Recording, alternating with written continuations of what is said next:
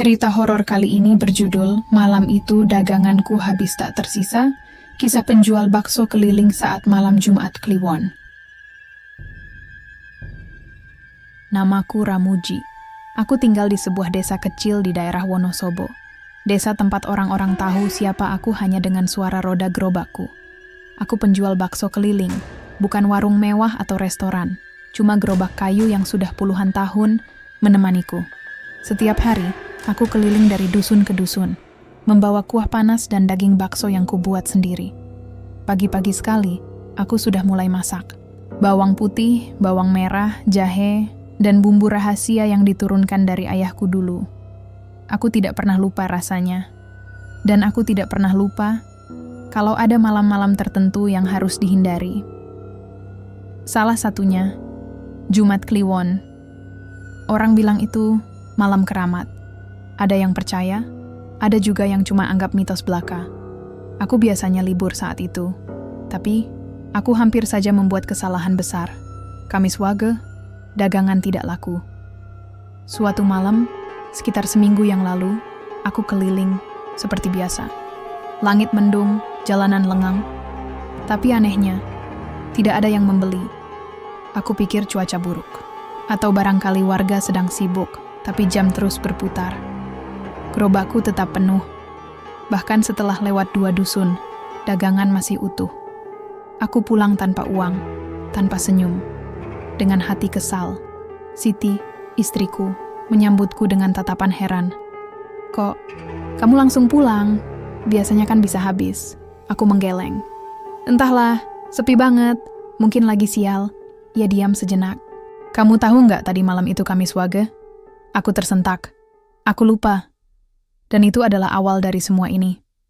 Esok harinya, aku tetap jualan keesokan malamnya, Jumat. Aku pikir hari ini pasti ramai. Lagi pula aku butuh uang.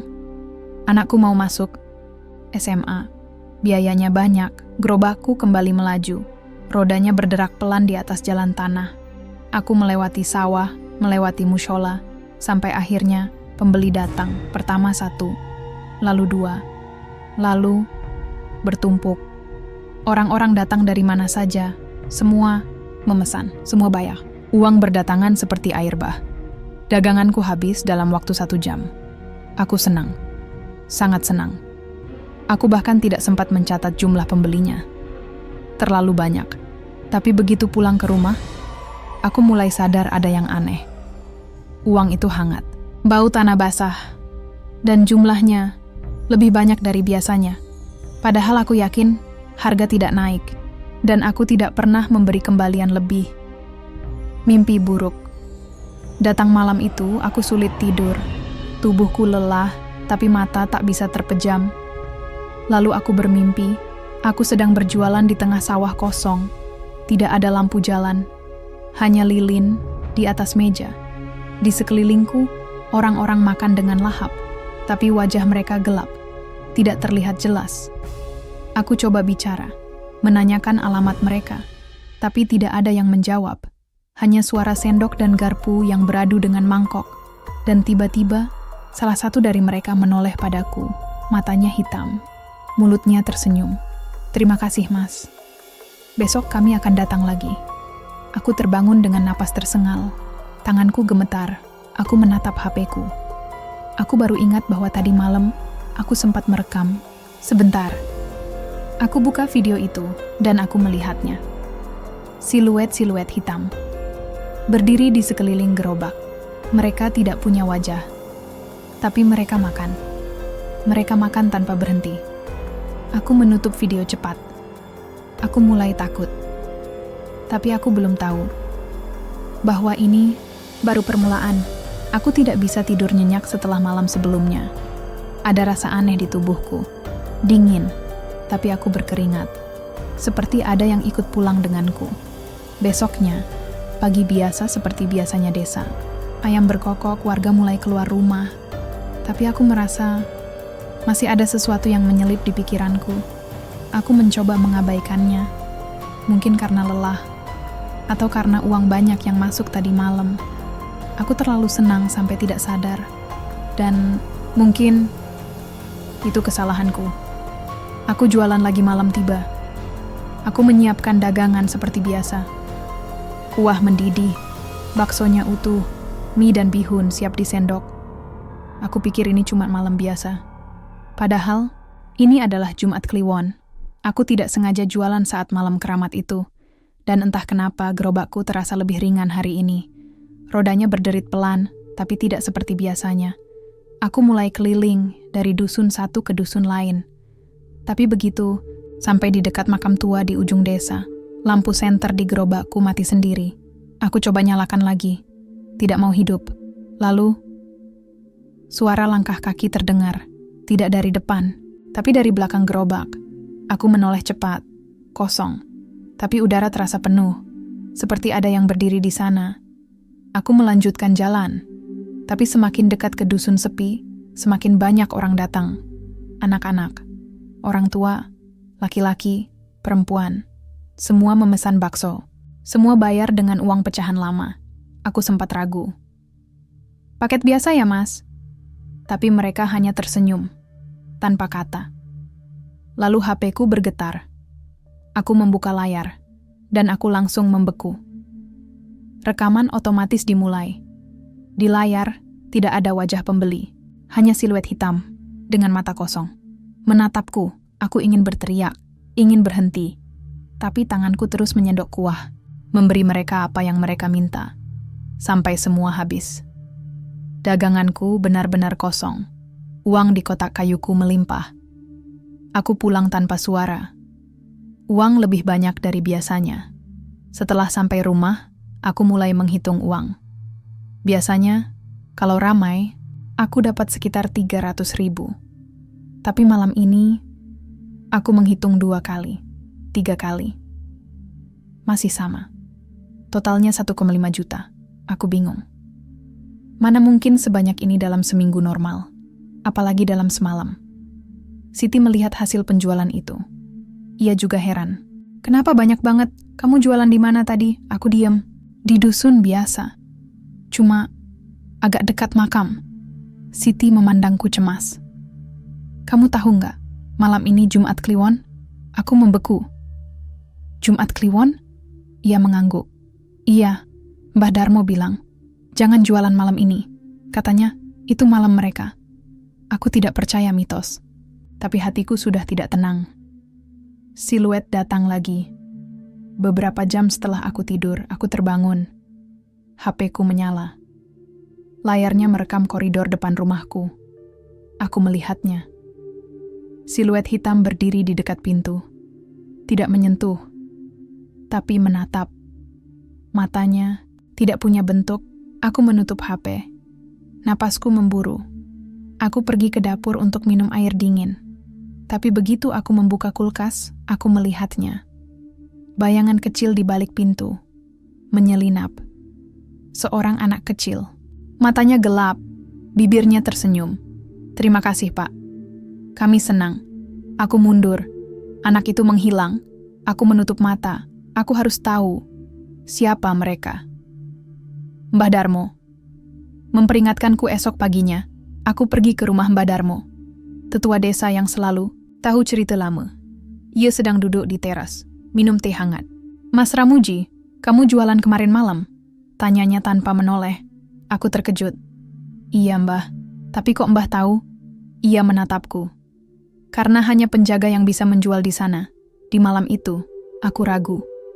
Penjaga? Maksud Mbah? Mbah Darmo menghela napas panjang. Ada beberapa penjual bakso yang hilang di desa ini. Entah kemana, tapi setiap Jumat Kliwon gerobak mereka tetap ada. Aku membeku. Aku sering lihat gerobak bakso di sawah sebelah barat, sendirian, tapi isinya habis. Seolah-olah baru saja dipakai. Aku menelan ludah. Apakah itu gerobak saya? Mbah Darmo diam. Lalu berkata pelan, kamu belum tahu siapa yang kamu layani semalam. Aku menatapnya. Siapa mereka? Ia menutup mata. Mereka yang belum pulang. Aku mulai merasa berubah. Hari-hari berikutnya, aku mulai merasa berbeda. Ketika aku jalan ke pasar, orang-orang menatapku aneh. Bahkan Bu Surya, Pedagang sayur yang biasa ramah, tiba-tiba tidak mau bicara denganku. "Maaf, Mas Ramuji," katanya pelan. "Aku takut sekarang. Aku tidak tahu maksudnya." Sampai aku melihat refleksiku di cermin toko obat. Matanya agak berkilat, hijau. Dan di belakangku, bayangan hitam berdiri. Menatapku, menungguku. Aku tidak bisa berhenti, aku mencoba berhenti jualan malam-malam. Aku tinggal di rumah, tapi setiap Jumat Kliwon, gerobak itu akan muncul lagi di halaman. Sendirian, bersih, siap digunakan. Aku tidak membawanya keluar, tapi ia tetap ada. Dan setiap pagi setelah itu, uang akan ada di dalamnya. Pecahan lama, bau tanah basah. Aku tidak pernah menyentuhnya. Tapi jumlahnya bertambah. Aku menutup mata. Aku bukan lagi penjual bakso biasa. Aku adalah penjaga. Dan mungkin, suatu hari nanti, kamu akan melihatku, berdiri di tepi jalan, menunggu untuk menemukan penggantiku. Aku tidak bisa tidur nyenyak setelah malam itu. Setiap kali aku menutup mata, bayangan wajah-wajah tanpa identitas muncul. Mereka tersenyum sambil memakan baksonya perlahan. Sendok dan garpu mereka beradu seperti suara angin malam. Aku bangun pagi-pagi dengan rasa dingin di tubuhku, padahal cuaca panas. Aku menyentuh tangan kiriku, kulitnya terasa lembab, seperti basah oleh keringat yang bukan milikku. Siti melihatku aneh. "Kamu sehat?" Aku mengangguk. Tapi begitu membuka kotak uang hasil penjualan, semalam aku membeku. Uang itu hangat. Bukan karena baru saja ditukarkan atau disimpan dalam dompet lama. Ini seperti masih hidup, masih bernapas. Dan baunya, tanah basah. Aku mencium bau kuburan. HP istriku merekam hal aneh. Siti sedang menyusun piring di dapur ketika HP-nya bergetar sendiri. Layarnya menyala. Kamera otomatis merekam koridor depan rumah. Ia kaget, lalu ia memanggilku. "Mas Ramuji, lihat ini." Aku menghampirinya. Di layar, terlihat siluet hitam berdiri di dekat pintu gerobak yang ada di halaman. Ia memegang mangkok kosong, menatap lurus ke arah kamera. "Terima kasih sudah mengundang kami." Suara itu terdengar dari speaker HP Siti meski rekaman tidak mengambil suara apapun selain desisan angin. Siti mundur pelan. "Itu siapa? Kenapa dia bisa di sini?" Aku tidak menjawab. Aku hanya bisa menatap HP itu. Aku tahu jawabannya. Tapi aku belum siap bilang pada istriku. Mbah Darmo datang ke rumah beberapa hari kemudian. Mbah Darmo datang ke rumahku tanpa dipanggil. Ia duduk di kursi kayu di teras. Matanya menatapku dengan tatapan serius. "Aku merasakan sesuatu," katanya pelan. "Kamu sudah mulai ikutan mereka." Aku ragu. "Siapa mereka, Mbah?" Ia diam sejenak, lalu berkata, "Orang-orang yang tidak sempat pulang. Yang masih ingin makan. Yang masih ingin merasakan hidup." Aku menahan napas. "Kenapa kamu jualan malam itu?" tanyanya lagi. Aku menutup mata. "Aku butuh uang. Anakku mau masuk SMA. Biayanya banyak." Mbah Darmo menghela napas. "Daganganmu habis, tapi kamu harus bayar mahal nanti." Aku mendengus. "Aku cuma jual bakso, bukan pesugihan." Ia menggeleng.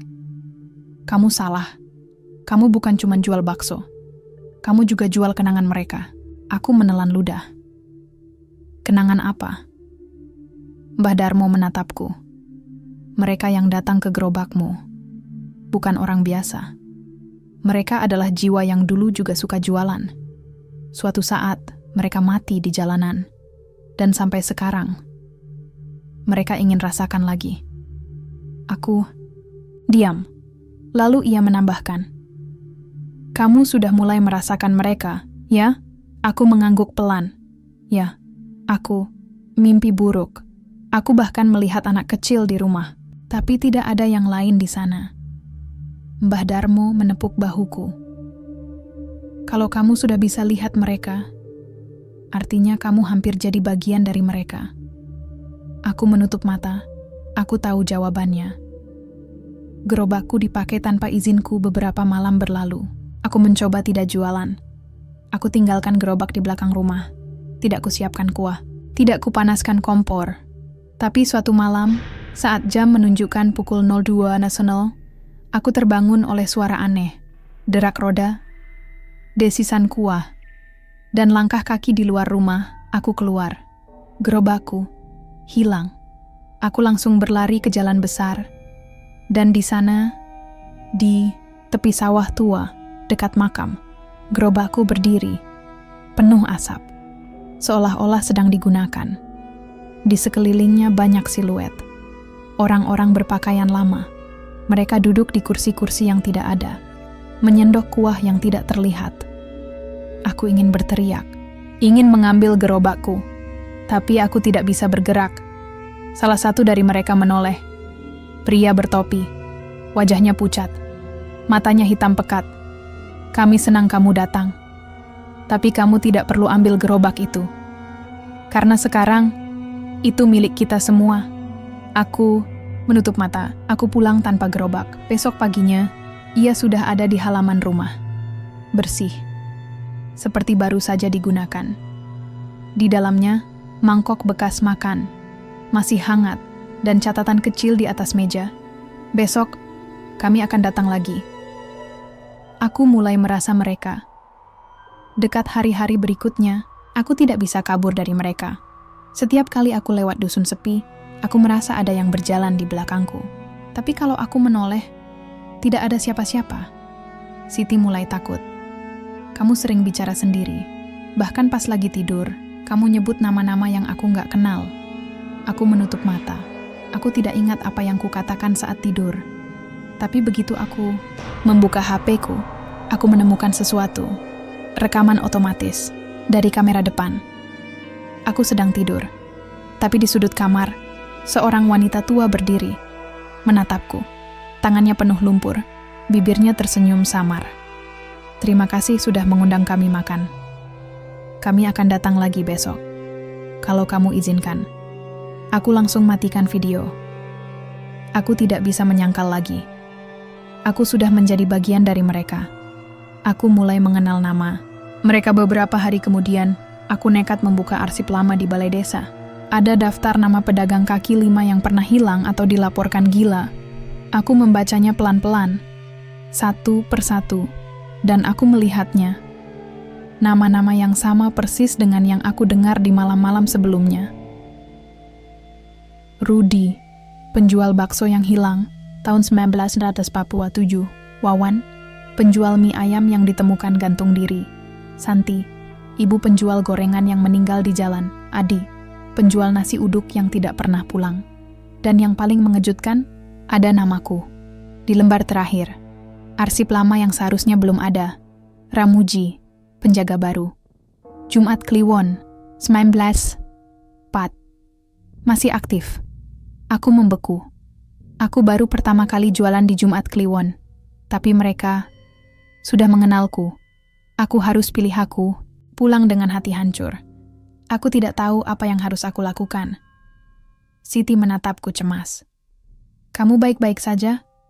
Aku menggeleng. Aku tidak tahu lagi, Siti. Aku tidak tahu lagi aku manusia atau bukan. Aku menatap gerobakku. Aku ingin hancurkan.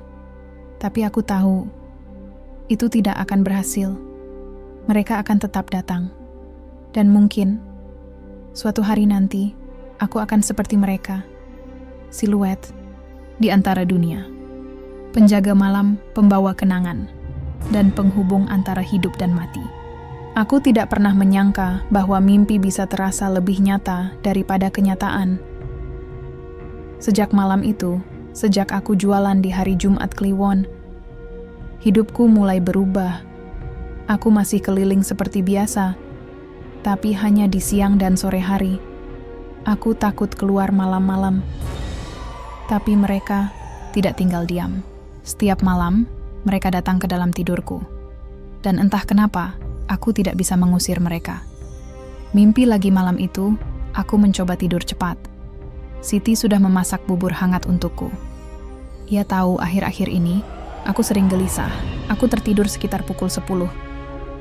Tapi begitu jam menunjukkan pukul 2 dini hari, aku membuka mata lagi. Aku bukan di kamarku, aku berdiri di tengah sawah kosong. Gerobak baksonya ada di depanku, masih panas. Asap tipis keluar dari panci kuahnya. Di sekelilingku banyak orang. Mereka duduk di kursi-kursi kayu yang tidak pernah kulihat sebelumnya. Mereka memesan bakso dengan suara pelan. 1 paket biasa. 2, tanpa mie. 1 telur saja. Aku ingin lari, tapi tubuhku tidak merespons. Aku hanya bisa menyendok kuah, memberikan mereka apa yang mereka minta. Lalu salah satu dari mereka mendekat. Pria tua, bertopi, matanya hitam pekat, tangannya penuh lumpur. Ia tersenyum. Kamu mulai bisa lihat kami. Berarti kamu hampir siap. Aku menahan napas. Siap untuk apa? Ia menjawab pelan. Jadi bagian dari kami. Lalu ia menyodorkan mangkok kosong padaku. Kami belum selesai makan. Besok malam, kamu harus jualan lagi. Kalau tidak, kami akan datang ke rumahmu. Aku terbangun, basah keringat. Siti melihatku cemas. Mas Edi, kamu ngomong sendiri tadi. Kamu bilang, maaf, saya tidak mau beberapa kali. Aku menutup mata. Aku tidak punya pilihan. Aku bangun dengan lumpur di tangan esok paginya. Aku bangun dengan rasa aneh di sekujur tubuh. Aku merasa lelah. Seperti baru saja bekerja sepanjang malam. Aku pergi ke kamar mandi, membasuh wajahku. Lalu aku melihat tanganku. Ada lumpur di sela-sela jariku. Padahal semalam aku tidak keluar rumah. Siti juga heran. Kamu kemana semalam? Aku dengar suara gerobak di luar. Tapi begitu aku lihat, tidak ada apa-apa. Aku tidak bisa menjawab. Aku hanya bisa menatap refleksiku di cermin. Wajahku pucat. Mataku berkantuk. Tapi senyumku, aku tidak pernah berniat tersenyum. Senyum itu muncul sendiri. Gerobakku hilang. Lagi beberapa malam setelahnya, aku mencoba benar-benar mengunci gerobakku. Aku taruh di belakang rumah, dikunci, diberi tali tambang. Bahkan aku pasang garam di tiap sudut roda agar tidak diganggu makhluk halus. Tapi malam itu, HP-ku bergetar. Notifikasi video masuk, aku menontonnya. Rekaman otomatis, diambil dari kamera, depan aku sedang tidur. Di kamar. Tapi di layar, gerobakku sedang berjalan sendirian di jalanan desa. Tidak ada yang menarik. Tapi asap tetap keluar dari panci kuahnya. Bayangan hitam berjalan di sampingnya, menuntun, seolah-olah aku ada di dalamnya. Aku menutup mata, napasku tersengal. Aku pulang dari pasar esok harinya. Dan seperti dugaan, gerobakku sudah ada di halaman rumah. Panci kuahnya masih hangat dan di atas meja sebuah mangkok bekas makan. Isinya habis. Tapi aku tidak pernah membuat 1 porsi pun malam itu. Mbah Darmo. Datang lagi Mbah Darmo datang ke rumahku pagi itu. Ia duduk di teras. Matanya sayu. Tubuhnya gemetar. Kamu sudah mulai, katanya pelan. Aku ragu. Mulai apa? Ia menatapku. Kamu sudah bisa melihat mereka saat tidur. Kamu bahkan sudah jualan tanpa sadar. Aku menelan ludah. Jadi, mereka bisa pakai gerobakku? Ia mengangguk. Mereka bisa ambil alatmu kalau kamu tidak melawan. Aku duduk di sebelahnya. Lalu aku harus apa? Mbah Darmo menepuk bahuku. Kamu harus putuskan. Apakah kamu mau terus jualan di malam itu? Atau kamu cari cara untuk mengakhiri semuanya? Aku diam. Aku tidak yakin aku bisa berhenti. Catatan, misterius di meja hari itu, aku membersihkan gerobakku seperti biasa. Tapi begitu aku membuka kotak uang, ada sesuatu di dalamnya, catatan kecil. Ditulis dengan tinta biru pudar, tulisan tangan yang sangat tua, isinya. Kami senang kamu mengizinkan kami makan. Kami akan kembali besok. Terima kasih, penjaga baru. Rudi aku langsung mundur. Nama itu familiar. Nama yang kutemukan di arsip desa Rudi. Penjual bakso yang hilang tahun 1987. Aku menunjukkan catatan itu pada Mbah Darmo. Ia membacanya perlahan, lalu menatapku. Mereka sedang bicara padamu. Bukan cuma lewat bayangan, tapi lewat tulisan. Aku bertanya, apa maksudnya penjaga baru? Mbah Darmo menghela napas. Artinya, kamu sudah mengambil alih tugas itu. Dan selama kamu tidak menghentikannya, mereka akan terus datang. Aku menatap catatan itu. Lalu aku bertanya, bagaimana cara menghentikannya? Mbah Darmo diam cukup lama, lalu berkata, kamu harus biarkan seseorang menggantikanmu. Aku membeku. Itu artinya, aku harus mencari pengganti, orang yang akan jualan di malam itu, dan menjadi seperti aku. Anak kecil. Datang ke rumah beberapa hari kemudian, anak kecil itu datang lagi, yang pernah makan di gerobakku, yang dulu tersenyum padaku. Kali ini, ia muncul di halaman rumahku, sendirian. Ia memegang balon biru, menatapku dengan tatapan polos. Aku suka bakso kamu. Boleh aku ikut kamu jualan? Aku mundur. Kamu, siapa? Anak itu tersenyum. Aku Faris. Aku dulunya suka makan di gerobak Rudi. Sekarang, aku menunggu kamu. Aku menutup mata Faris. Nama itu juga ada di arsip, tertulis sebagai korban tabrak lari di pinggir jalan desa. Tahun 1959, ia meninggal di dekat tempat gerobakku biasa berhenti. Dan sekarang, ia ada di sini, menungguku. Aku mulai, tidak sendirian aku pergi ke warung kopi, mencoba lari dari pikiran buruk. Tapi, begitu aku duduk, siluet pria tua itu muncul di sebelahku. Matanya sama dengan yang kulihat di rekaman. Kami senang kamu mulai mengenal kami. Kami akan ajarkan kamu semua. Aku menoleh, ingin lari. Tapi ia masih di sana, menyeduh kopiku. Jangan takut.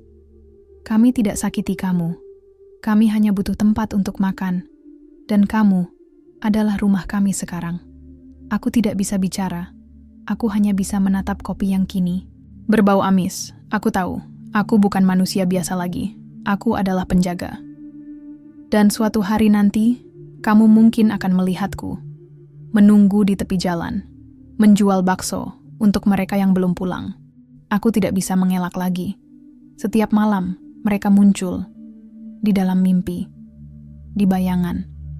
Bahkan di siang hari, kadang aku melihat siluet hitam berdiri di sekeliling gerobakku. Aku mencoba menjauh dari jalanan desa itu. Aku jualan di kota kecil Wonosobo, tempat yang lebih ramai. Lebih banyak manusia, lebih sedikit roh. Tapi mereka tetap datang. Dan kali ini, mereka membawa pesan. Anak kecil. Itu menemani Faris, anak kecil yang dulu pernah makan di gerobakku. Mulai sering muncul. Di dekatku, ia tidak menyeramkan. Ia hanya ingin temani aku. Seperti penjual bakso lama yang pernah mengasuhnya. Kamu suka bakso ya? Tanyaku padanya suatu pagi. Ia mengangguk pelan. Ya, apalagi kuah hangat, aku rindu. Dulu aku selalu makan di sini, dengan mama. Aku menatapnya. Lalu kenapa kamu tidak pergi saja ke tempat lain? Faris menoleh. Kami tidak bisa pergi sampai semua sudah makan. Sampai semua puas. Dan sampai ada yang gantikan kamu. Aku memandangnya tajam. Ganti aku? Siapa yang akan gantikan aku? Faris tersenyum samar. Kamu harus cari sendiri. Tapi kalau kamu tidak, cepat-cepat, kami akan tinggal di dalam dirimu. Selamanya. Aku menutup mata. Dingin menusuk tulang meski matahari sedang terik. Mbah Darmo memberiku petunjuk aku pergi ke rumah Mbah Darmo lagi. Ia sedang menyapu halaman. Matanya langsung menatapku saat ia melihat wajahku. Kamu sudah merasa mereka masuk ya? Tanyanya tanpa basa-basi. Aku mengangguk. Anak kecil itu, Faris. Dia bilang mereka belum bisa pergi sampai ada yang gantikan. Aku, Mbah Darmo diam cukup lama. Lalu ia berkata, mereka tidak akan biarkan kamu bebas begitu saja. Kamu sudah menjadi bagian dari mereka. Dan kamu harus ikuti aturan mereka. Aku menatapnya. Apa maksudmu? Ia menepuk bahuku. Kalau kamu tidak mau jadi seperti mereka, kamu harus selesaikan apa yang mereka tinggalkan. Kamu harus bantu mereka pulang. Aku ragu. Bagaimana caranya? Mbah Darmo menatapku dengan tenang. Kamu masih punya gerobak, masih punya kuah, masih punya mangkok, dan kamu punya nama mereka. Gunakan itu untuk panggil mereka. Selesaikan urusan mereka. Kalau tidak, kamu akan hilang seperti mereka. Aku mundur pelan. Jadi, aku harus jadi penjaga sampai kapanpun? Mbah Darmo menggeleng. Tidak. Kamu hanya harus selesaikan semuanya. Satu persatu. Lalu ia tambahkan, tapi kalau kamu gagal, maka kamu akan menjadi salah satunya. Aku menahan napas. Aku tahu, waktu tidak bersahabat denganku. Catatan baru di kotak uang beberapa. Hari setelah percakapan dengan Mbah Darmo, aku mengecek kotak uangku. Aku pikir hanya ada uang hasil jualan biasa. Tapi di antara pecahan 5.000 dan 2.000, ada catatan baru. Isinya, terima kasih sudah ingat aku. Aku Rudi, aku dulu jualan. Di sini, aku ingin kau bawa ini ke makamku. Agar aku bisa istirahat. Aku menutup mata. Rudi. Nama itu juga ada di arsip. Penjual bakso yang hilang tahun 1957. Tidak ada yang tahu kemana perginya. Hanya gerobaknya yang ditemukan kosong di pinggir sawah. Sendirian. Seperti milikku nanti, aku menatap catatan itu. Lalu aku bertanya pada Siti. Kamu tahu makam Rudi? Ia mengernyit. Yang dari arsip desa itu? Aku mengangguk, ia ragu. Entahlah, tapi ada yang bilang, makamnya di dekat hutan belakang dusun, tempat yang tidak boleh dilewati pas malam Jumat Kliwon. Aku menelan ludah. Tapi aku tahu, aku harus ke sana. Aku ke makam Rudi aku. Pergi ke makam itu sore hari. Sebelum matahari tenggelam. Jalannya sempit. Pohon-pohon tinggi mengelilingi. Bau tanah basah menyengat. Aku menemukan batu nisan tua. Terkubur, lumut. Hanya tertulis inisial. R. Aku meletakkan mangkok bekas makan di atas makam. Aku tuangkan sedikit kuah dari panci. Lalu aku berbisik. Rudi, aku Ramuji. Aku sekarang pakai gerobakmu. Aku minta maaf. Aku harap kamu bisa pulang. Angin berhembus kuat, meskipun langit cerah. Lalu HP-ku bergetar. Rekaman otomatis dimulai. Di layar, siluet pria bertopi muncul. Ia menatapku, lalu ia tersenyum. Terima kasih, Ramuji. Aku bisa pergi sekarang. Tapi hati-hati, yang lain belum selesai. Lalu ia pergi, menghilang. Aku menutup mata, aku tahu ini baru permulaan. Satu selesai. Masih banyak yang tersisa. Aku mulai bisa merasakan mereka beberapa hari berlalu. Aku mulai bisa merasakan sesuatu yang berbeda. Aku bisa merasakan siapa yang belum selesai. Aku bisa mendengar bisikan mereka lewat angin. Aku bisa melihat wajah mereka di bayangan air. Aku bukan cuma penjual bakso keliling. Aku adalah penjaga. Penjaga gerobak mereka. Penjaga malam Jumat Kliwon. Dan aku harus menuntaskan semuanya, atau aku akan menjadi salah satu dari mereka. Setelah aku menyelesaikan Rudi, aku kira semuanya akan membaik. Aku pikir gerobak itu akan diam. Bahkan jika tidak sepenuhnya hilang, setidaknya ia tidak akan membawa bayangan lagi. Tapi ternyata, ini belum selesai. Faris masih ada di dekatku. Ia duduk di belakang gerobakku saat aku jualan siang hari. Kadang menyanyi pelan, kadang tersenyum ke udara kosong. Dan HP-ku mulai merekam lagi, tanpa disentuh, tanpa izin. Aku sudah tahu, mereka belum selesai. Nama-nama yang tidak aku kenal suatu malam, aku menemukan daftar baru di dalam kotak uang. 4 nama tertulis dengan tinta biru pudar. Tulisan tangan yang sangat tua, isinya Wawan, Santi, Adi, Lina. Aku langsung mengenalinya. Nama-nama itu ada di arsip desa. Semua penjual makanan yang pernah hilang atau meninggal secara tragis. Aku mencoba lari dari pikiran buruk itu. Aku berkata pada diriku sendiri bahwa ini cuma lelucon. Atau mungkin catatan lama yang terselip. Tapi begitu aku pulang, HP-ku bergetar. Lagi, rekaman otomatis dimulai. Di layar siluet Wawan muncul. Pria bertubuh besar, bekas penjual mie ayam. Matanya hitam, bibirnya basah seperti habis makan. Terima kasih kamu bawa namaku. Tapi aku belum selesai. Aku harus makan lagi. Besok malam, biarkan aku datang. Aku langsung matikan video. Tapi suara itu tetap di kepalaku. Seolah-olah, ia sudah tinggal di dalam diriku. Aku mulai merasa. Ada di dalamku hari-hari berikutnya, aku merasa berubah. Kadang, aku bicara tanpa sadar. Dengan nada yang bukan milikku, Siti bahkan pernah menegurku. Mas Edi, kamu ngomong sendiri tadi. Kamu bilang, kami ingin makan lagi. Tapi kamu sedang sendirian. Aku menutup mata. Aku tidak ingat. Ia menatapku cemas. Kamu juga senyum-senyum pas jam 2 pagi. Padahal nggak ada yang lucu. Aku tidak bisa menjawab. Karena aku yakin, iya benar, aku sudah bukan hanya penjual bakso. Aku sudah menjadi tempat mereka tinggal. Mbah Darmo memberiku pesan. Terakhir aku kembali ke rumah Mbah Darmo. Ia sedang menyiram tanaman di halaman. Saat melihat wajahku, ia langsung tahu. Kamu sudah merasakan mereka ya? Tanyanya pelan. Aku mengangguk. Ada yang bicara lewat mulutku. Aku bahkan mimpi kalau aku sedang jualan untuk mereka. Tapi aku tidak pernah keluar rumah. Mbah Darmo menghela napas panjang. Lalu ia berkata, kalau mereka sudah masuk, kamu harus cepat-cepat selesaikan. Kalau tidak, kamu akan kehilangan dirimu sendiri. Aku ragu. Apa maksudmu? Ia menatapku. Penjaga lama punya batas waktu. Kalau mereka tidak selesai dalam 1 bulan, maka jiwa mereka akan mengambil alih tubuh penjaga barunya. Aku mundur. Jadi, aku bisa kehilangan diriku? Mbah Darmo mengangguk. Ya, dan kalau kamu hilang, maka gerobakmu akan terus ada, dipakai oleh mereka. Aku menahan napas. Aku harus apa?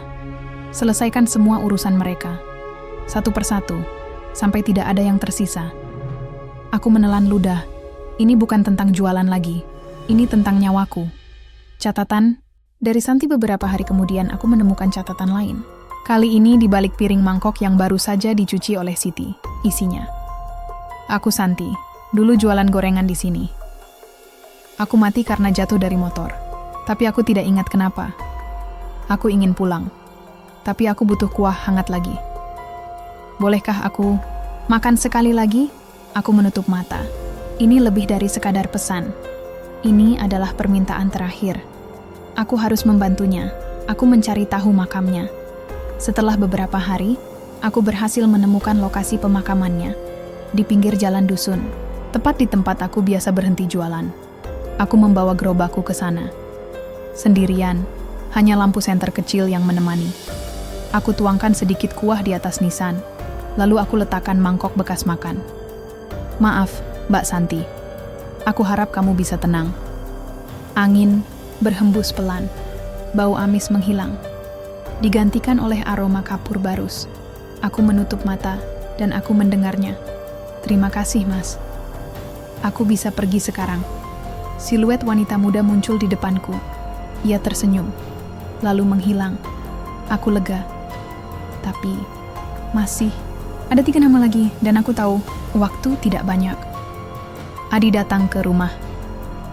Beberapa malam kemudian, aku sedang duduk di teras. Siti sedang tidur. Anak-anak juga sudah lelap. Tiba-tiba, pintu pagar berderit pelan. Angin? Tidak. Langit sedang tenang, aku menoleh. Seorang pria berdiri di luar rumahku, pakaian lusuh, topi compang-camping. Matanya gelap, tapi ia tersenyum. Aku tahu siapa dia. Adi, mantan penjual nasi uduk yang dulu mati di sawah. Tidak ada yang tahu penyebabnya, tapi ia selalu jualan di jalanan yang sama denganku. Kamu selesaikan Rudi dan Santi, tapi kami masih menunggu. Aku dan Lina belum bisa pergi. Aku menutup mata. Siapa Lina? Adi menunjuk ke arah gerobakku. Dia ada di dalam. Dia suka makan bakso, tapi dia takut bicara duluan. Aku menatap gerobak. Itu. Dingin menusuk tulang meski cuaca sedang panas. Lalu aku mendengar suara dari dalam perempuan. Aku di sini, Mas Ramuji. Aku hanya ingin kamu panggil namaku. Aku ingin pulang. Aku menunduk. Aku tidak bisa kabur dari ini. Aku harus lanjut. Aku bukan lagi manusia. Biasa aku mulai berubah. Gerobakku selalu menyala. Selalu menuntunku ke jalan-jalan sunyi. Tempat mereka menunggu. Aku tidak bisa lagi melewati pasar tanpa melihat siluet di sudut mataku. Aku tidak bisa minum teh tanpa merasa ada yang ikut menyesap. Dan yang paling aneh, aku mulai bisa merasakan mereka. Seakan-akan mereka tinggal di dalam hatiku. Menunggu giliran untuk bicara. Siti mulai jarang mau keluar rumah. Katanya, aku sering berbicara dengan suara yang bukan milikku.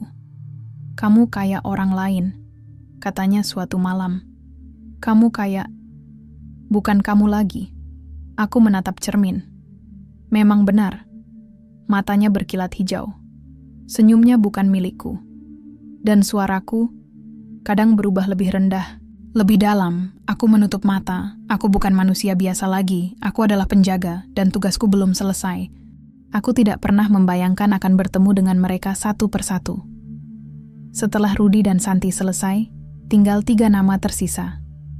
Dan salah satunya adalah Lina. Wanita yang dulu jualan di jalanan yang sama denganku. Tapi ia bukan penjual bakso, ia penjual nasi uduk. Aku pernah mendengar ceritanya dari Mbah Darmo. Ia meninggal secara misterius. Ditemukan tergeletak di pinggir sawah, tanpa luka fisik. Hanya mati.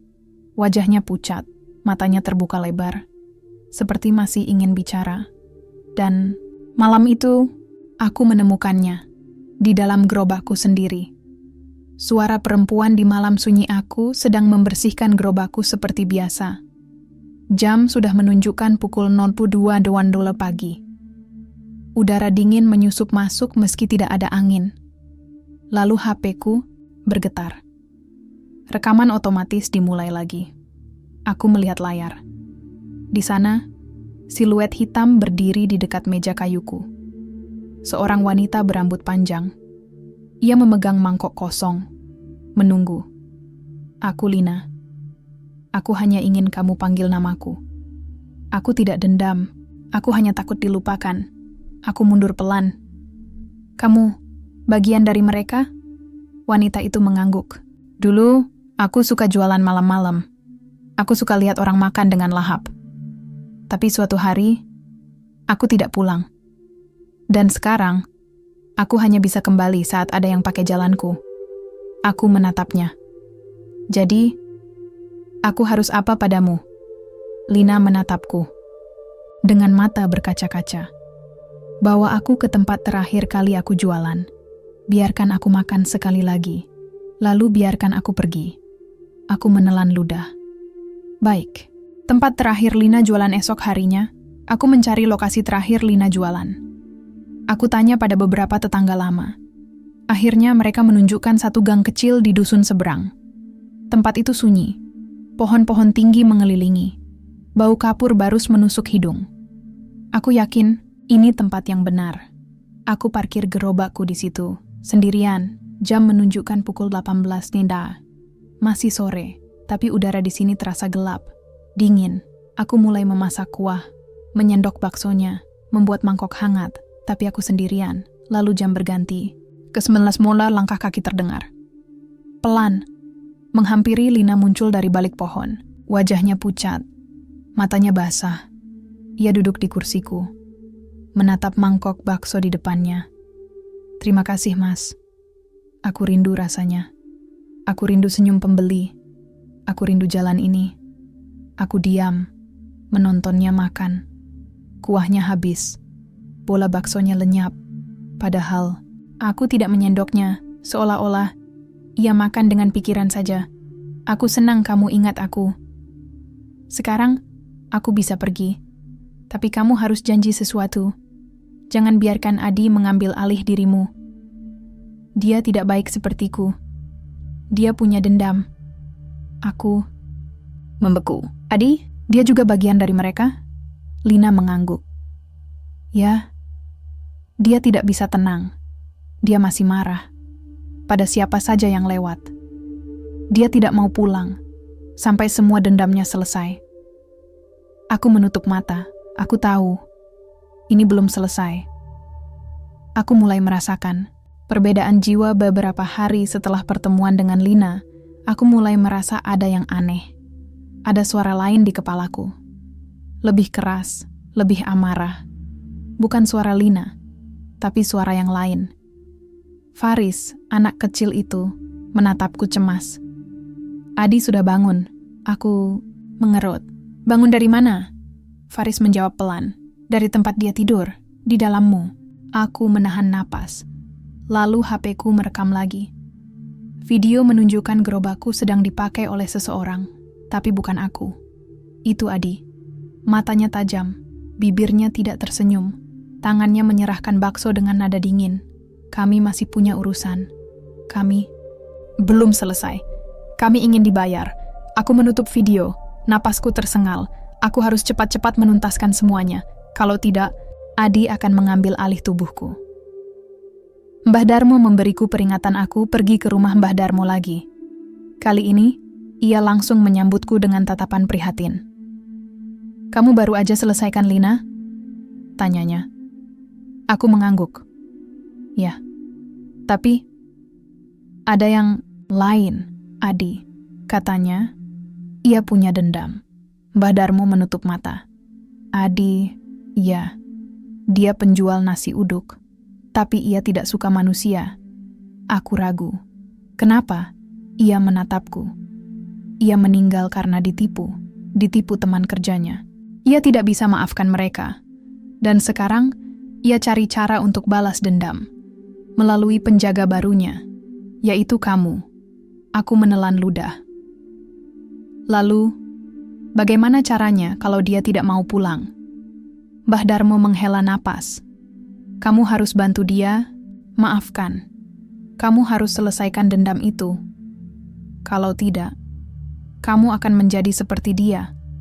Marah, kesepian, tidak bisa mati. Aku menutup mata. Aku tahu aku harus bertemu Adi. Dan aku tahu, ini akan lebih sulit dari yang sebelumnya. Aku bertemu Adi malam itu, aku nekat jualan lagi.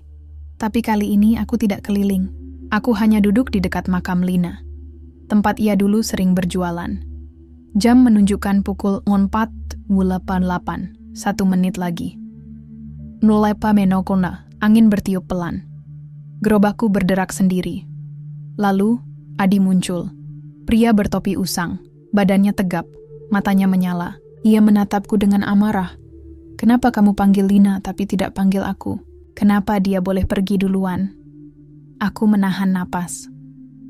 Aku ingin bantu kamu juga, tapi kamu berbeda. Adi mendekat. Aku tidak dendam pada kamu. Aku dendam pada dunia, pada orang-orang yang membuatku mati sia-sia. Aku menatapnya. Lalu kenapa? Kamu datang ke sini? Ia tersenyum dingin. Karena kamu adalah jalan terakhirku. Kamu adalah penghubungku. Dan kalau kamu tidak bantu aku, maka kamu akan jadi aku. Aku mundur. Aku tidak akan jadi kamu. Adi menoleh. Kita lihat saja besok malam. Kamu tidak bisa hindari kami selamanya. Kamu sudah milik kami. Aku menutup mata. Aku tahu, ini belum selesai. Catatan dari Adi besok paginya, aku menemukan catatan di dalam gerobak. Isinya, aku tidak butuh maaf. Aku hanya butuh seseorang menyelesaikan dendamku. Orang itu adalah bosku dulu, yang menipuku, yang membuatku mati tanpa uang. Bawa aku kepadanya. Biarkan aku bicara dengannya. Lalu aku akan pergi. Aku membacanya berulang kali. Aku tahu aku harus melakukan sesuatu. Aku mencari tahu kemana perginya bos lama Adi. Setelah beberapa hari, aku menemukan bahwa ia tinggal di desa sebelah. Sudah tua, sakit-sakitan.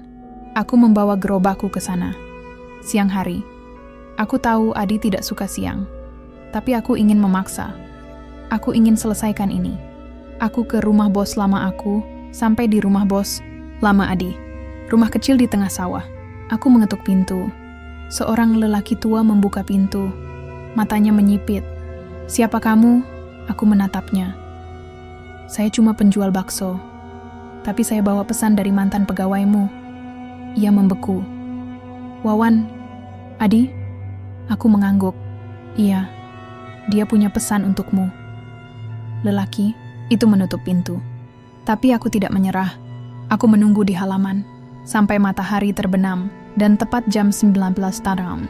Adi muncul, menyelimuti tubuhku. Aku tidak bisa menggerakkan tangan. Aku hanya bisa bicara dengan suara yang bukan milikku. Kamu masih ingat aku? Lelaki itu mundur. Kamu bukan Ramuji, aku atau Adi tersenyum. Benar, aku bukan dia. Aku adalah hantu yang dulu kamu buat mati. Lalu ia berbisik padaku, kamu hanya perlu dengarkan aku, biarkan aku bicara. Kalau tidak, aku akan tinggal dalam dirimu selamanya. Aku menutup mata, aku tidak bisa lari. Aku harus dengarkan dendam itu. Aku tidak bisa melawan, Adi sudah masuk ke dalam tubuhku. Aku hanya bisa menonton dari dalam. Seperti penonton film yang tidak bisa menghentikan adegan buruk. Ia bicara lewat mulutku. Ia marahi bos lama itu dengan suaraku, tapi bukan kata-kataku. Kamu ingat aku? Lelaki tua itu mundur. Ya, aku tahu kamu. Aku Adi, penjual nasi uduk yang kerja untukmu, yang kamu tipu, yang kamu biarkan mati tanpa uang. Aku ingin menjerit. Ingin bilang bahwa aku bukan dia. Aku Ramuji, bukan Adi, bukan hantu dendam. Tapi aku tidak bisa. Aku hanya bisa merasakan amarahnya. Dingin menusuk tulang. Penuh rasa sakit dan penyesalan. Bos lama itu menangis, lelaki tua itu duduk di kursi kayu depan rumahnya. Tangannya gemetar, matanya berkaca-kaca. Mas Adi, kamu benar-benar kembali? Ya, aku tidak pernah pergi. Aku hanya menunggu seseorang seperti dia. Seseorang yang punya gerobak. Seseorang yang bisa bawa aku pulang. Aku mencoba mengambil alih tubuhku. Tapi Adi masih kuat. Ia terus bicara. Kamu membuatku bangkrut. Kamu ambil semua uangku. Dan ketika aku minta tolong, kamu tinggalkan aku sendirian di jalan. Aku mati karena lapar. Karena kamu. Bos lamanya menunduk. Aku menyesal. Air matanya menetes. Aku tidak tahu kamu sampai begitu parah. Aku pikir kamu hanya sedang kesulitan. Aku tidak tahu kamu akan pergi begitu saja. Kamu tidak peduli. Kamu hanya takut sekarang karena kamu tua. Karena kamu tahu akhirmu dekat, dan kamu takut aku akan menjemputmu. Aku bisa merasakan Adi puas. Ia ingin bos itu takut. Ia ingin ia merasakan apa yang ia rasakan dulu. Dan aku hanya bisa diam. Di dalam diriku sendiri, menjadi penonton. Aku dipaksa. Ikut dendam beberapa hari setelah pertemuan itu, aku mulai merasa aneh. Aku sering mimpi buruk. Tentang masa lalu Adi. Tentang bagaimana ia mati di pinggir sawah. Sendirian. Lapar. Tanpa siapa-siapa. Tapi yang paling menyeramkan, aku mulai membenci orang-orang yang lewat di jalanan desa. Aku bahkan menolak melayani pembeli biasa. Ingin menyakitinya. Ingin membalas dendam atas nama Adi. Padahal, aku bukan dia. Aku Ramuji. Pedagang bakso. Suami. Ayah. Tapi Adi tidak mau. Pergi. Kamu sudah menjadi penghubung kami. Kamu sudah makan bersama kami. Kamu sudah dikenang oleh mereka.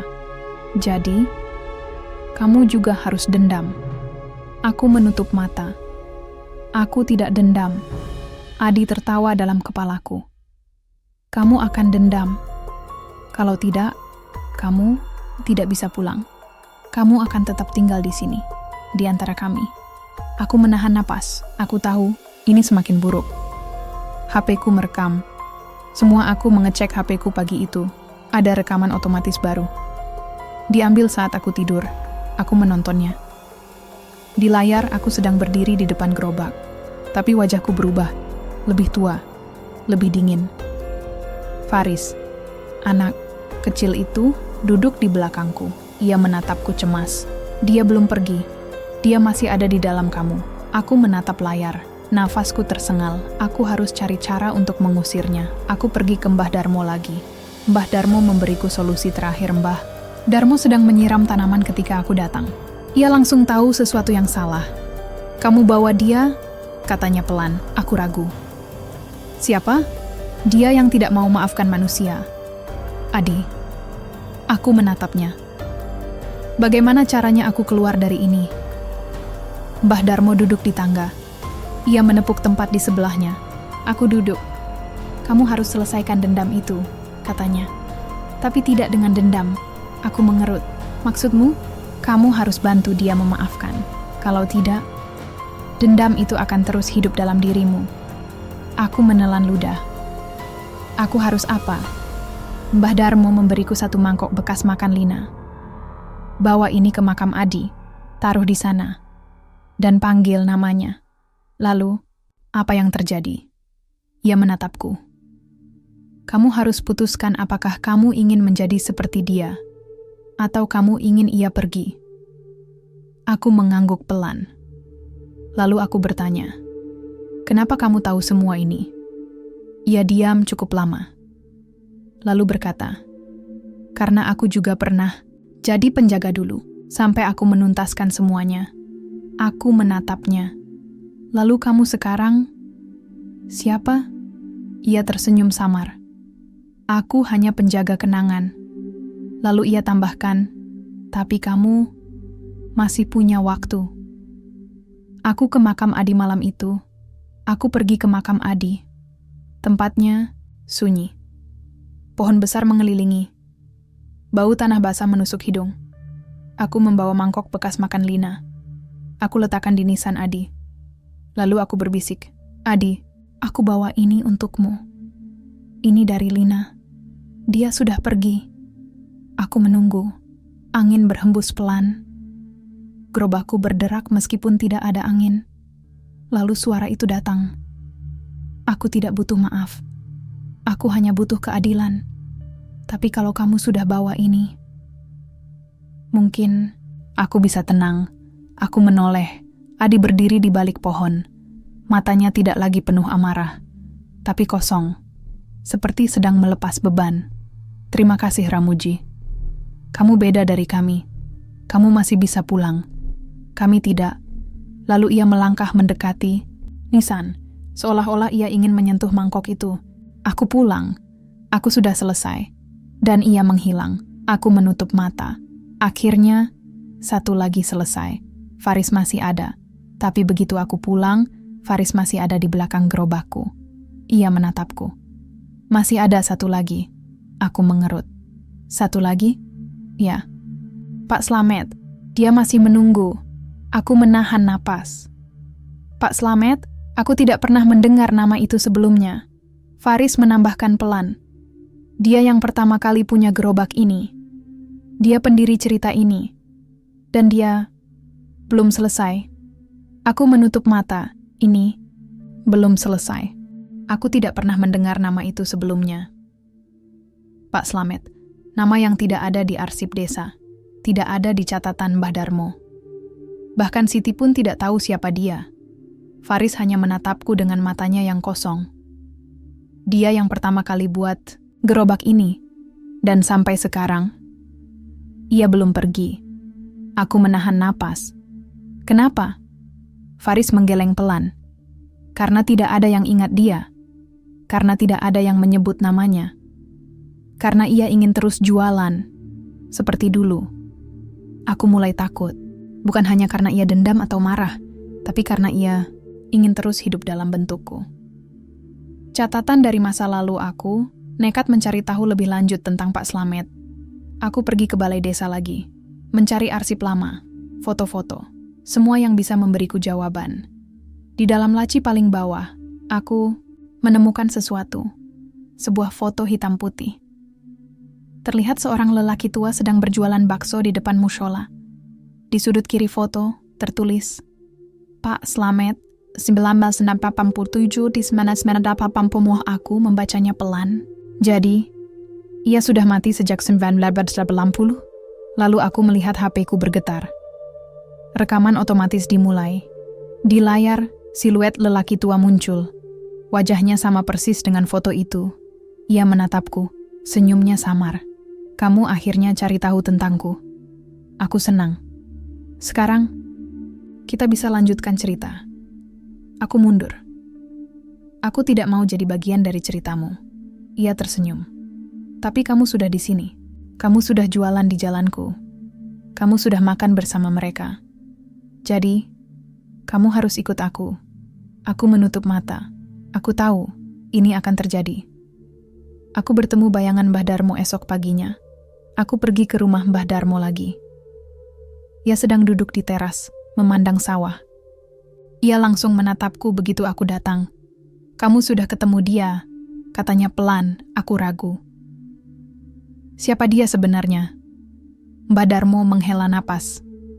Pak Slamet, penjual bakso pertama di desa ini. Aku mengernyit. Tapi kenapa aku tidak pernah dengar cerita tentang dia? Ia menatapku. Karena orang-orang sengaja melupakannya. Aku diam. Kenapa?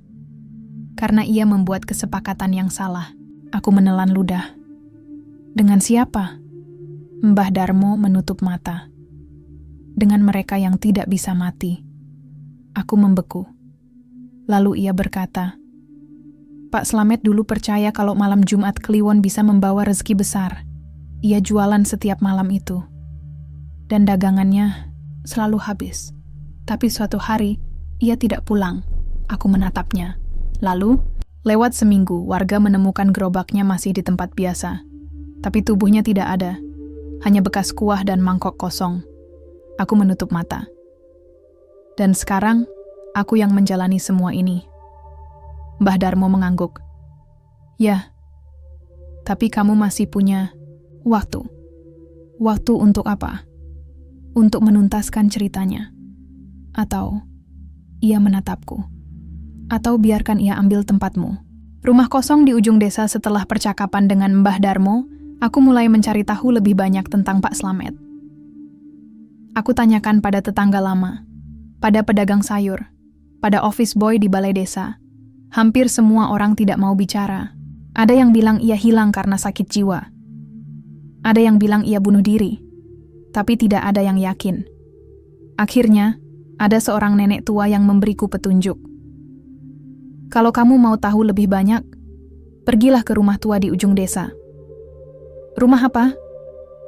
Rumah Pak Slamet. Aku menoleh cepat. Masih ada? Nenek itu mengangguk. Ya, tapi sudah lama tidak ada yang masuk. Katanya, masih ada yang tinggal di dalam. Aku menelan ludah. Lalu aku pergi ke sana. Rumah lama yang masih hidup rumah itu benar-benar tua. Kayu lapuk. Atap bolong. Pintu berderit meski tidak ada angin. Aku membuka pintu perlahan. Bau amis menusuk hidung. HP-ku merekam otomatis. Aku tidak sempat menghentikannya. Di layar, aku melihat siluet lelaki tua sedang duduk di kursi rotan. Menyeduh teh. Menunggu. Kamu datang juga.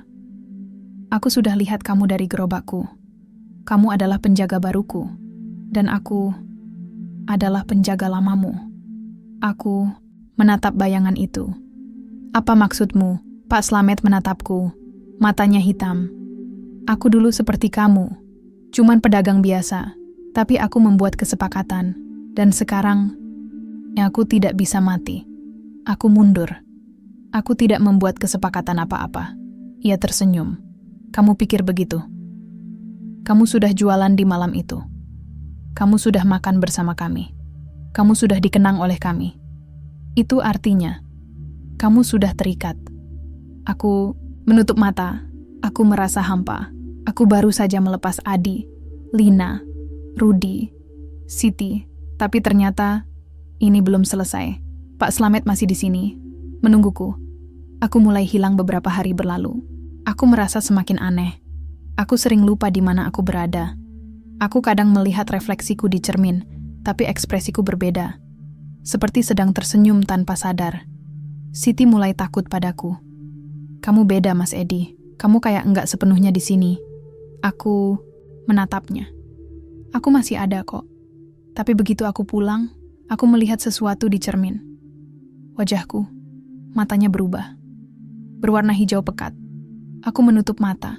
Aku mulai merasa bahwa aku tidak bisa kembali. Aku harus pilih aku kembali ke makam Pak Slamet. Aku membawa mangkok bekas makan Lina, kuah hangat, dan satu lilin kecil. Aku letakkan semuanya di nisan. Lalu aku berbisik, Pak Slamet, saya Ramuji, penjaga barumu. Saya minta maaf karena belum tahu tentangmu. Angin berhembus pelan. Udara dingin menyusup masuk. Terima kasih sudah panggil aku. Tapi, kamu harus putuskan. Kamu ingin aku pergi? Atau kamu ingin aku tetap di dalam dirimu? Aku menatap nisan itu. Saya tidak mau jadi seperti Anda. Pak Slamet tersenyum. Sayangnya, kamu sudah mirip denganku. Kamu sudah bisa lihat kami. Kamu sudah bisa dengar kami. Kamu sudah jadi bagian dari kami. Dan kamu pasti akan kembali ke sini. Aku menunduk. Saya hanya ingin pulang. Kalau begitu, panggil aku dengan nama lengkapku. Bicara padaku. Dengarkan ceritaku. Selesaikan urusanku. Baru kamu bisa pulang. Aku menatap nisan itu. Nama Anda? Slamet Widodo? Nisan itu bergetar pelan. Ya, sekarang aku bisa bicara. Aku duduk di tanah basah. Silakan, ceritakan semuanya. Dan ia mulai. Cerita lama yang belum selesai. Pak Slamet bercerita tentang masa lalunya. Tentang betapa susahnya ia saat itu. Betapa ia ingin bahagiakan keluarganya. Tapi usahaku sulit. Orang tidak ramai beli. Aku hampir bangkrut. Lalu, ia bertemu seorang pria tua di pinggir jalan. Ia ditawari cara instan. Jualan di malam Jumat Kliwon. Dan pembelinya bukan manusia.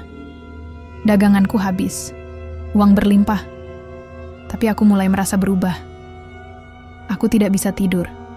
Tidak bisa pulang. Aku tidak bisa makan sendiri. Karena aku bukan manusia lagi. Aku menahan napas. Lalu, istri dan anakmu? Pak Slamet menunduk. Aku tidak pernah pulang lagi. Aku tinggal di gerobak. Aku jadi penjaga. Aku menunggu pengganti. Aku menatapnya. Dan sekarang, kamu ingin aku gantikan? Ia mengangguk. Tapi kalau kamu bisa selesaikan ceritaku, ia menatapku. Maka kamu bisa pulang. Aku menutup mata. Aku harus tahu. Aku harus dengar semuanya. Surat terakhir dari Pak Slamet setelah cerita itu selesai, aku pulang dengan hati berat. HP-ku bergetar. Ada notifikasi video masuk. Aku menontonnya. Isinya, rekaman lama. Dari tahun 1970-an. Tapi gambarnya jelas. Rekaman itu direkam dari HP-ku. Tapi isinya, Pak Slamet sedang berbicara. Kalau kamu yang menonton ini, kamu pasti penjaga baruku. Aku harap kamu bisa pulang. Aku harap kamu bisa selesaikan semuanya. Tapi kalau kamu gagal, maka kamu akan jadi seperti aku. Penjaga yang tidak bisa mati. Aku menutup mata. Aku tahu, ini bab terakhir dari cerita Pak Slamet. Dan mungkin awal dari milikku. Aku tidak pernah menyangka akan sampai di titik ini. Dari sekadar pedagang bakso keliling, aku kini menjadi penghubung antara dunia nyata dan dunia yang tidak bisa mati. Aku sudah bertemu mereka satu persatu. Rudy, Santi, Lina, Adi. Dan sekarang, Pak Slamet, mereka semua dulu manusia. Mereka punya nama, punya keluarga, punya harapan. Tapi semuanya tersesat dalam malam Jumat Kliwon. Dan aku hampir seperti mereka. Aku menuntaskan cerita Pak Slamet setelah mendengarkan cerita lama itu. Aku akhirnya tahu apa yang harus aku lakukan. Pak Slamet ingin pulang, tapi ia tidak bisa jika tidak ada yang mengingatnya. Ia butuh seseorang menyebut namanya dengan tulus. Dan membawakan sesuatu untuknya. Bawa gerobakku ke mushola. Biarkan orang-orang makan lagi di situ. Biarkan mereka ingat aku. Aku menelan ludah. Kamu mau aku jualan di mushola? Ia tersenyum samar. Ya, di sana aku pertama kali jualan. Di sana, aku punya kenangan terakhir. Kalau kamu lakukan itu, maka aku akan tenang. Aku setuju. Malam itu, aku membawa gerobakku ke depan mushola, tempat Pak Slamet dulu biasa berjualan. Aku menyiapkan kuah, menyendok baksonya. Tapi tidak ada pembeli, hanya angin malam yang berhembus pelan. Lalu jam menunjukkan pukul 05.00 pagi. Bayangan hitam mulai muncul. Satu persatu. Mereka datang. Seperti sedang merayakan sesuatu. Faris, anak kecil itu, duduk di kursi belakang. Senyumnya lebar. Ini tempat yang benar. Dia senang di sini. Aku menatap mereka. Kalian masih mau makan? Siluet Pak Slamet menjawab pelan. Kami hanya ingin dikenang. Kami hanya ingin dipanggil dengan nama asli kami. Dan kalau itu sudah dilakukan, kami bisa pergi. Aku meletakkan mangkok kosong di atas meja. Lalu aku berbisik, Pak Slamet Widodo, selamat datang. Udara langsung hangat. Lalu bayangan itu menoleh padaku. Matanya tidak lagi hitam, tapi jernih. Terima kasih Ramuji. Aku bisa pulang sekarang. Ia tersenyum. Dan kamu juga bisa pulang. Lalu ia menghilang. Satu persatu jiwa itu pergi. Siluet-siluet yang selama ini mengikutiku lenyap. Aku menutup mata. Leganya terasa seperti tidur panjang yang akhirnya bisa kembali. Aku pulang, tapi tidak sama besok paginya aku bangun di rumah. Sendirian. Gerobakku masih di depan mushola. Tapi tidak ada siluet di belakangnya. HP-ku tidak merekam, otomatis. Tidak ada suara bisikan di kepalaku. Siti melihat wajahku dan langsung memelukku. Kamu kayak beda hari ini, katanya pelan. Aku tersenyum. Aku memang beda. Aku pulang ke rumah. Langkahku lebih ringan. Udara terasa lebih hangat. Aku menatap diriku di cermin. Matanya normal. Tidak berkilat hijau. Wajahku tidak lagi tersenyum. Aku bukan penjaga lagi, atau begitulah pikirku. Tapi aku masih bisa melihat mereka beberapa hari berlalu. Aku mencoba hidup normal lagi. Tapi entah kenapa, aku masih bisa melihat mereka. Meski tidak sering. Kadang-kadang, di sudut mataku, di bayangan jalan kecil, di balik tirai pasar. Mereka tidak menggangguku lagi. Mereka hanya ada, seolah-olah tahu bahwa aku masih bisa mendengar mereka, masih bisa melihat mereka. Faris, anak kecil itu, tetap duduk di belakang gerobakku. Tapi ia tidak minta apa-apa, hanya ingin ditemani. Aku senang kamu selesaikan semuanya, tapi kamu belum sepenuhnya bebas. Karena kamu masih bisa lihat kami. Itu artinya kamu masih milik kami. Aku menutup mata. Aku tahu ia benar. Mbah Darmo memberiku pesan aku pergi ke rumah Mbah Darmo. Ia sedang duduk di teras, memandang sawah. Kamu berhasil, katanya tanpa menoleh. Aku ragu. Benarkah? Mereka semua sudah pergi. Ia mengangguk. Ya, tapi kamu masih bisa lihat mereka. Aku diam. Mbah Darmo menepuk bahuku. Kamu tidak bisa sepenuhnya putus dari mereka. Setelah kamu menjadi penjaga, kamu selamanya akan punya hubungan dengan mereka. Aku menahan napas. Jadi, aku tidak akan pernah benar-benar pulang? Ia tersenyum samar. Kamu bisa pulang, tapi kadang mereka akan datang lagi. Kenapa? Karena kamu bisa bantu mereka. Kamu bisa panggil mereka. Kamu bisa selesaikan urusan mereka. Aku menatap langit. Berarti, aku masih penjaga? Ia mengangguk. Penjaga yang tidak aktif, tapi siap kalau dibutuhkan. Aku menunduk. Aku tidak tahu apakah itu kabar baik atau buruk. HP-ku masih rekam. Mereka beberapa malam kemudian, aku nekat membuka HP-ku. Aku ingin tahu apakah semuanya benar-benar selesai. Aku menyalakan kamera, mengarahkannya ke jalanan sunyi, dan aku melihatnya. Siluet, hitam berdiri di ujung jalan, menatapku, tapi tidak marah, tidak dendam. Hanya tersenyum. Kami senang kamu masih bisa lihat kami. Kami senang kamu tidak lupa. Karena kalau kamu lupa, Faris muncul di sebelahnya. Maka kamu tidak akan bisa bantu yang lain. Aku menatap layar. Yang lain, Faris mengangguk. Ada yang baru. Ada yang lupa libur. Ada yang nekat jualan saat Jumat Kliwon. Dan mereka akan butuh bantuanmu. Aku mundur pelan, aku tahu artinya. Aku bukan lagi penjaga aktif, tapi aku tetap penjaga. Dan suatu hari nanti, mungkin akan ada yang datang kepadaku untuk menyelesaikan cerita mereka. Aku menjadi penghubung aku, mencoba hidup normal. Tapi setiap kali ada penjual makanan yang curiga dagangannya habis dalam waktu cepat, atau ada yang bilang uang hasil jualan aneh baunya, atau ada yang mimpi buruk tentang siluet hitam, aku tahu. Mereka sedang mulai, dan aku harus membantu mereka. Aku memberi mereka alamatku. Aku bilang, kalau mereka merasa ada yang aneh, mereka bisa cari aku. Aku akan bantu. Tapi aku juga bilang satu hal. Kalau kamu tidak lembur di malam itu, kamu aman.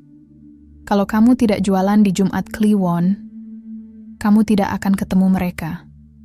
Kalau kamu tidak lupa pada mereka, kamu bisa pulang. Kalau tidak, maka kamu akan jadi seperti kami. Aku bukan lagi penjaga.